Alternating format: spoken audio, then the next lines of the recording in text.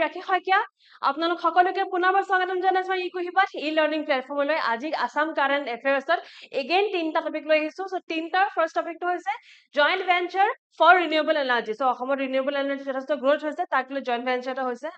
Second is about tea garden model schools. So tea garden model schools tea community কাৰণে খোলা হৈছিল আদিবাসী সকলৰ কাৰণে খোলা হৈছিল and it's growing very well. Okay. So তাক লৈ আমি চাম আৰু তৃতীয়টো হৈছে crackdown against encroachment. So encroachment against crackdowns হৈ আছে অসম চৰকাৰে কৰি আছে গম পাই সকলোৱে সো এই তিনিটাই টপিক বহুত বেছি ইম্পৰ্টেন্ট হয় আপোনালোকে ক্লাস 2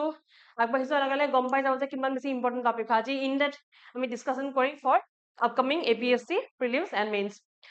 Okay, so যোৱাটো ক্লাছৰ যেহেতু আজি পাৰ্ট 6 হয় আজি ক্লাছ আজি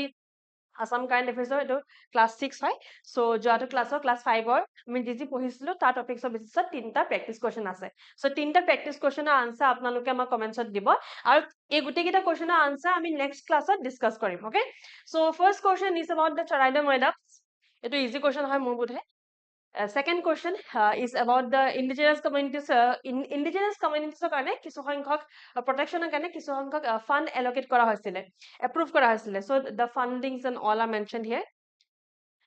The third question is about Indo-Japan collaboration লৈ এই third question to আছে hopefully you all will attempt the questions in your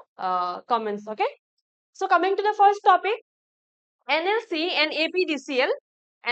and APDCL they have signed for a joint venture on renewable energy na অসমত কবলে গলে অসমত যথেষ্টকে policy আছে especially one important policy in 2025 how will go through the later so সেই policy খনৰ objective fulfill হ'ব ধৰক এনেকুৱা ধৰণৰ যদি আমাৰ renewable energy projects বিলাক আৰম্ভ হয় so এই projectটো আৰম্ভ কৰিছে NLC India Renewables NIRL NLC এ কৰিছে আৰু APDCL মিলি কৰিছে NLC আৰু APDCL মিলি কৰিছে আৰু দুটাই মিলি নাম দিছে NIRL okay so NLC India আৰু APDCL আমাৰ Assam Power Distribution Company Limited তেওঁলোকে মিলি এটা joint venture খুলিছে for renewable energy the name is NIRL Assam Renewables so NIRL Assam Renewables is a joint venture of APDCL and NLC India Renewables Limited. So formally register kora hoi gol under Ministry of Corporate Affairs. So moi ei particular point to ana reason to kol eta hoy ajikali APSC বহুত in depth hodhe. So hoyto apnalike kiba hodibolo ase je eta renewable energy sector jete company eta establish hoy tete he company de kunto ministry under register koribo lage. Okay. So corporate affairs under they have to register. The initiative is a strategic effort to support Assam in meeting its renewable energy obligations so ma অসমৰ নিজৰ আমাৰ অসমৰ প্ৰত্যেকখন ষ্টেটৰ আসলতে নিজৰ renewable energy obligations থাকে যেনেকৈ India পঞ্চামৃত আছে তেনেকৈ প্ৰত্যেকখন ষ্টেটৰ like Assam Maharashtra every particular state have their own particular different obligations regarding renewable energy so আমাৰ কি আছে আমি চাম বাৰু in the next slide before that this joint venture has also received approval from the Ministry of Coal and the Ministry and the Department of Investment and Public Asset Management. Now, a particular point to iman besi important no hai. A point to my ona okal etai ortho asile to explain you the concept of working in silos. Now, working in silos to main answer ko jothesto use hoy as a criticism. जब government projects बिलाकत केनेका धৰণৰ সমস্যা আহে কেনেখন চ্যালেঞ্জেस আহে বুলি যেটা আমি কও then হয়তো mention certain challenges না 1 2 3 কে বেলেগ সো তাতে এটা প্ৰায় মেনশন কৰো working in silos সো যেতিয়া এটা পাৰ্টিকুলাৰ কোম্পানী কাম কৰে যেতিয়া এটা কাম আগবাঢ়ে এটা প্ৰজেক্ট আগবাঢ়ে সেই প্ৰজেক্টত অকল এটা মিনিষ্ট্ৰি বা অকল এটা ডিপাৰ্টমেন্ট জড়িত হৈ নাথাকে যেনেকৈ মন কৰিছে এই পাৰ্টিকুলাৰ NIRL আসাম ৰিনিউৱেবলছ নামৰ যোনটো এটা প্ৰজেক্ট আৰম্ভ হ'ব সেই প্ৰজেক্টটো তেওঁলোকে কাৰ পৰা এপ্ৰুভেল লৈছে Ministry of Coal পৰা লৈছে Department of Investment and Public Asset Management পৰা লৈছে Corporate Affairs লগতো তেওঁলোকে ৰেজিষ্টাৰ কৰাইছে সো সবলে গলে মোটামুটি তিনটা আমি দেখিছো যে মিনিষ্ট্ৰি বা ডিপাৰ্টমেন্ট জড়িত হৈ আছে নাও Ministry of Coal আৰু Department of Investment and Public Asset Management তেওঁলোকৰ মাজত যদি কোনো প্ৰপাৰ কমিউনিকেশন নাই কোনো প্ৰপাৰ কানেকশন নাই কমিউনিকেশন নাই কোনটোৱে এপ্ৰুভ কৰিলে কোনটোৱে এপ্ৰুভ কৰা নাই একো গম পোৱা নাই তেনেকৈ কি হয় যে ডিপাৰ্টমেন্ট বিলাকে যেতিয়া একেলগে মিলি আগবাঢ়ি না যায় তেনেকুৱাতে ওয়াৰ্কিং ইন সাইলোছৰ সমস্যাটো আহে সবে সেপাৰেটলি কাম কৰি থাকে যেনেকৈ এটা প্ৰজেক্ট এটা টিম ওয়াৰ্ক হয় ফৰ নাও NIRL Assam Renewable Company to NLC India আৰু APDCL ৰ কাৰণে টিমৱৰ্ক হ'ব মানে APDCL ৰ কোম্পানী মানুহসকল এমপ্লয় সকল আৰু NLC India তেওঁলোকৰ এমপ্লয় সমূহ সকলোৱে মিলি প্ৰজেক্টটো কৰিব লাগিব NIRL ৰ প্ৰজেক্টটো আগবঢ়াই নিব লাগিব যদি অকল APDCL ৰ এমপ্লয় সকলে কাম কৰি আছে আৰু NLC India এমপ্লয় সকলে কাম কৰা নাই বা কি কাম কৰিছে APDCL এ নাজানি যে কি কাম কৰিলে কোনটো প্ৰজেক্টৰ কোনটো পাৰ্টিকুলাৰ কাম তেওঁলোকে কৰিছে আলটিমেটলি গৈ project will be a failure so সেইটোৱে সমস্যা আহে ইন ৰেসপেক্ট টু গভৰ্নমেন্ট প্ৰজেক্টস য'ত নেকি ধৰক বেলেগ বেলেগ ডিপাৰ্টমেন্ট মিনিষ্ট্ৰি জড়িত হৈ আছে আৰু মিনিষ্ট্ৰি সকলে অকলশৰে কামখিনি কৰি যায় য'ত নেকি তেওঁলোকে টিম ৱৰ্ক কৰিব লাগে সকলে বেলেগ বেলেগ কামখিনি কৰি গৈ আছে কোনো কাকো জনা নাই কোনে কোনটো কাম কৰিলে বা কোনটো কাম বাকি আছে তেনেকুৱাতে আহে ৱৰ্কিং ইন সাইলছৰ সমস্যা so this is just to explain this point is just to explain the concept of working in silos আৰু মেইনছত ডাইৰেক্ট এটা নুসুধে যে NLC India আৰু APDCL কোনটো পাৰ্টিকুলাৰ প্ৰজেক্ট আনিছে প্ৰিলিমছত সুধিব পাৰে বাট নাওএডেজ যদি প্ৰিলিমছত আমি চাওঁ যেটো ৱেট প্ৰশ্ন সোধা হয় APSC প্ৰিলিমছ বাদ দিয়ক বাকি যোনখিনি আমাৰ গ্ৰেড 3 এক্সামছ আছে সেইবিলাক এক্সামছ আজিকালি যথেষ্ট টাফ হৈছে নট লাইক আৰ্লিয়াৰ ইয়াৰ্ছ আগৰ নিচিনা হৈ থকা নাই সো আমি সেই কাৰণে অলপ ইন ডেপথ পঢ়িম আমি এটো চাম যে অসমত energy security কাৰণে কি obligations আছে so Assam renewable energy obligations outlined in integrated clean energy policy ICEP 2025 okay so এই particular policy খনত outline কৰি থোৱা আছে যে অসমৰ চৰকাৰৰ কি obligations আছে obligations মানে এনেকুৱা ধৰণৰ নিয়ম নীতি যোনখিনি মানি চলিব লাগিব যোনখিনি কমপ্লিট কৰিব লাগিব নিয়ম নীতি নহয় এক্স্যাক্টলি ক'বলৈ গ'লে goals let's say objectives or goals so কি outline কৰা আছে আমি চাম আৰু এই ICEP 2025 খন ৰেগুলেট কৰে AERC Assam Electricity Regulatory Commission regulate কৰে okay যোনখন আমাৰ ইন্টিগ্ৰেটেড ক্লিন এনাৰ্জি পলিসি আছে integrated clean energy policy 2025 is regulated by AERC কোনবা ৰেগুলেশনস কৰিলেহে পলিসিখন ভালকে কামখিনি হ'ব right The policy includes targets so targets দুটা আছে এটা হৈছে regarding solar energy এটা হৈছে rooftop solar so আমি এটা কথা মন কৰিছো যে অসম চৰকাৰে solar energy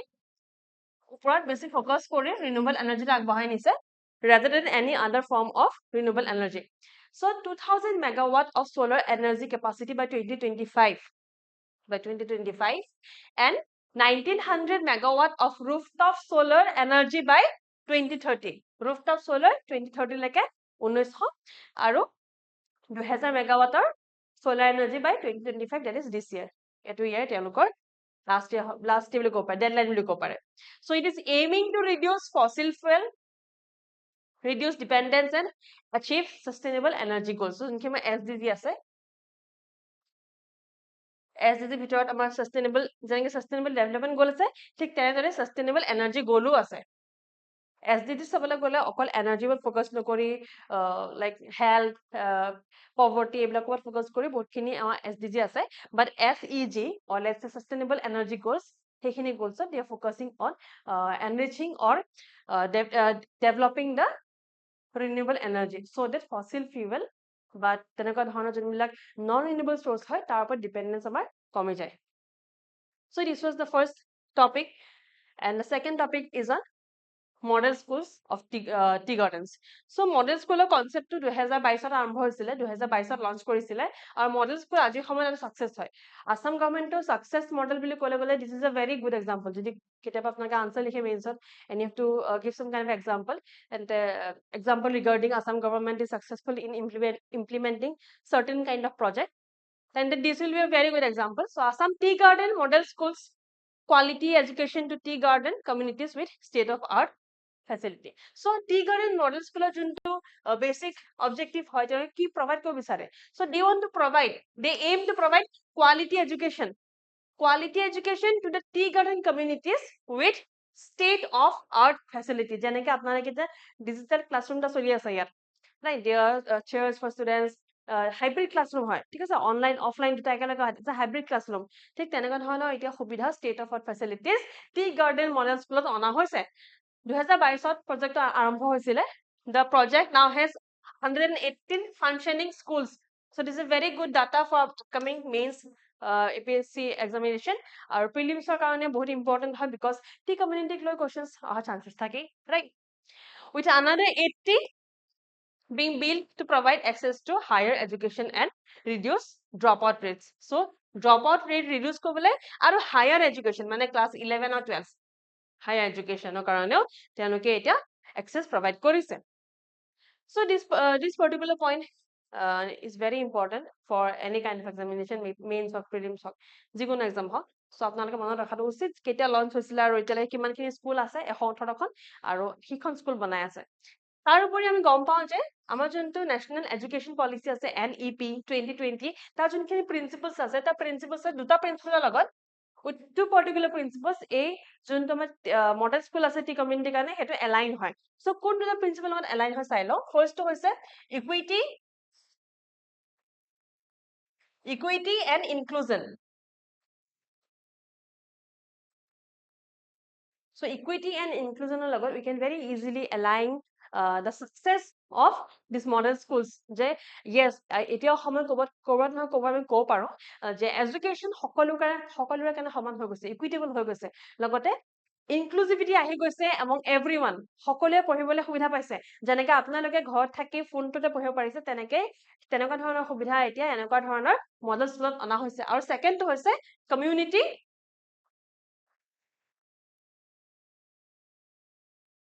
Second is the community participation.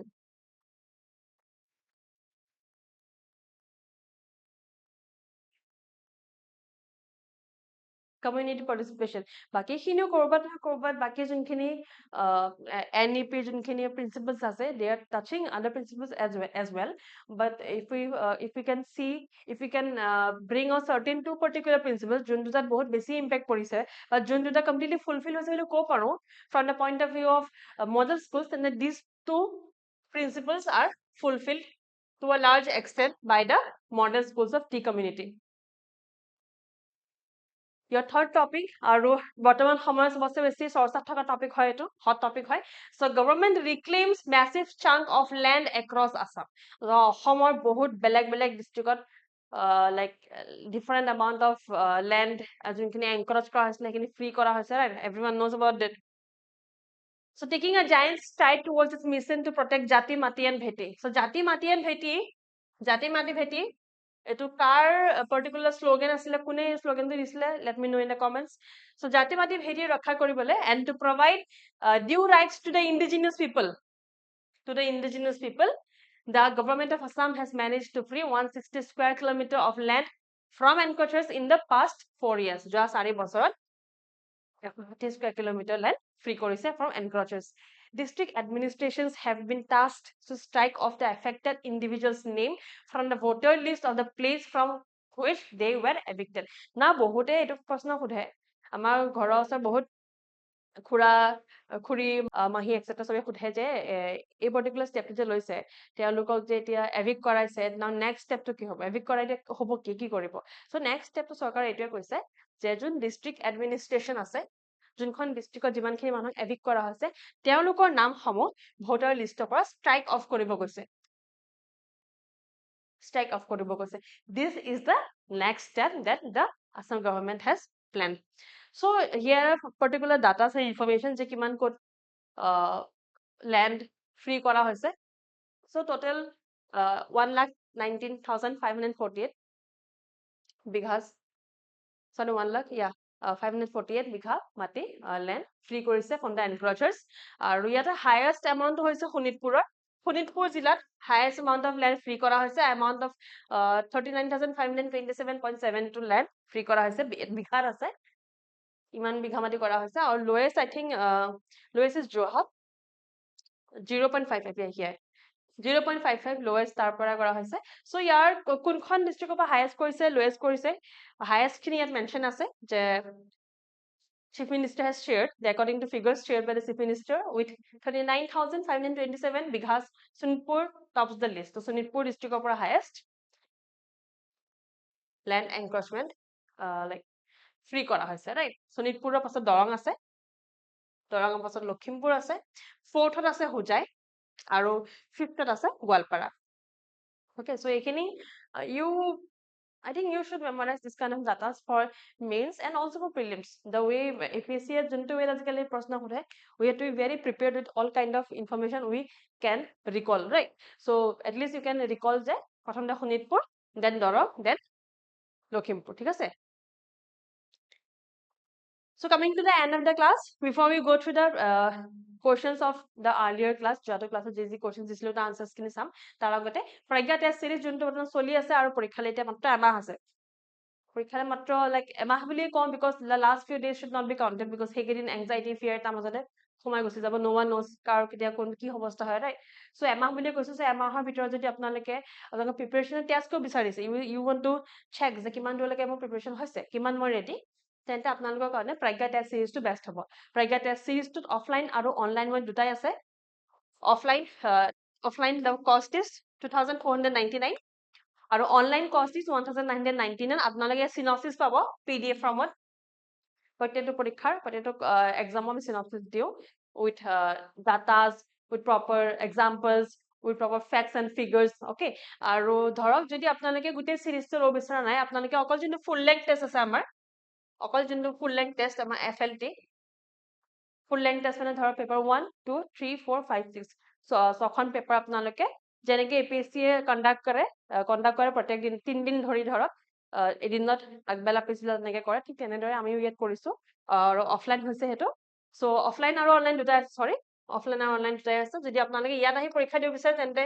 well and good, নহয় যদি ঘৰৰ পৰা দিব বিচাৰে তেতিয়াও well and good, জাস্ট ভালকে ট্ৰুলি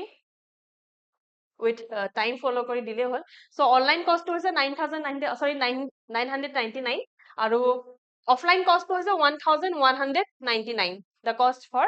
full length test, যদি আপোনালোকে অকল full length test ল'ব বিচাৰে তেতিয়া। আৰু যদি প্ৰজ্ঞাটো লয় তেতিয়া আপোনালোকে full length testটোৰ লগতে যোনখিনি আমাৰ sectional test আছে সেইখিনিও পাব, okay? So sectional testত প্ৰত্যেকটো সাবজেক্টত বেলেগ বেলেগে প্ৰশ্ন সোধা হয়, যেনেকৈ অসমক লৈ 20টা কোৱেশ্চন দিয়া হ'ব, এথিক্সক লৈ 19টা দিয়া হ'ব, এছেক লৈ বেলেগকে থাকিব, ডিজাস্টাৰ মেনেজমেন্ট লৈ বেলেগকে থাকিব। সো যদি আপোনালোকে দিব বিচাৰে তেন্তে this is a very good way to check your preparation. Okay, so যোৱাটো ক্লাছত প্ৰশ্ন সোধা হৈছিলে, প্ৰথমটো সোধা হৈছিলে about the butterfly diversity in the Bishmuri Ultapani Sadarpara stage. তো ইয়াত দেখা দেখি এটা স্টেটমেন্ট ভুল আছিলে, that is not this particular যোনটো butterfly museum খুলিছে উল্টাপানি সেটো ফাৰ্স্ট নহয় ইণ্ডিয়াৰ ফাৰ্স্ট নহয়, নৰ্থ ইষ্টৰ ফাৰ্স্ট নহয়, বাকি দুটা স্টেটমেন্ট শুদ্ধ হয়। Second question to 3 to ভুল হয় because IMR আৰু MMR infant mortality rate আৰু maternal mortality rate দুটাই কমিছে, ঠিক আছে? দুটাই যোনটো আগৰ যোনটো numbers কমিছে, maternal mortality rate highest হয়, আসামৰ যোনটো decline rate হয় highest among all other states, ঠিক আছে? আৰু যোনটো IMR আছে, IMR টো ইমান বেছি হোৱা নাই, 30 to 36 আছে, বাস দুটা পইণ্ট কমিছে। সো IMR কে বেছি NMR কমিছে, okay? So এইটোৱে সোধা হৈছিলে first third statement কোৱা আছে, the decline in Assam's infant mortality rate was sharper than the decline in maternal mortality rate during the same period. এইটো statement just উল্টা কৰি দিলে হ'ল, the decline in maternal mortality rate was sharper than the decline in infant mortality rate. So এইটো statement ভুল হয়, okay? বাকি দুটা statement শুদ্ধ হয়। The third question was on GSDP performance আৰু গোটেই কিটা statement শুদ্ধ হয়, all the statements are correct, ঠিক আছে? আজি ক্লাছটো PDF আপোনালোকে আমাৰ যোনটো অফিচিয়েল টেলিগ্ৰাম চেনেল আছে তাতো পাব আৰু যোনটো পাৰ্সোনাল টেলিগ্ৰাম চেনেল আছে তাতো পাই যাব। সো ইয়াত যদি আপোনালোকে জয়েন কৰে লগইন কৰে তেন্তে ইয়াত আপোনালোকে apart from my class গোটেইখিনি ক্লাছৰ PDF পাই যাব আৰু এইটোত অকল মোৰ ক্লাছৰ PDF খিনি পাব, ঠিক আছে? সো স্ক্যান কৰি ল'ব যদি কৰা নাই, you can take a screenshot and then scan it. Also class ইয়াৰে শেষ কৰিছো, আপোনালোকে questions খিনি answer দিব। See you in the next class। আৰু যদি ক্লাছটো ভাল পালে লাইক কৰিব, শ্বেয়াৰ কৰিব, সাবস্ক্ৰাইব কৰিব। Thank you so much.